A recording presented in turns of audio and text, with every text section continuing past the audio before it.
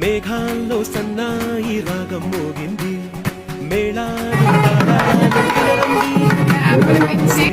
శ్రీహరికి కళ్యాణం కానుంది శ్రీరస్తు శుభమస్తు అనండి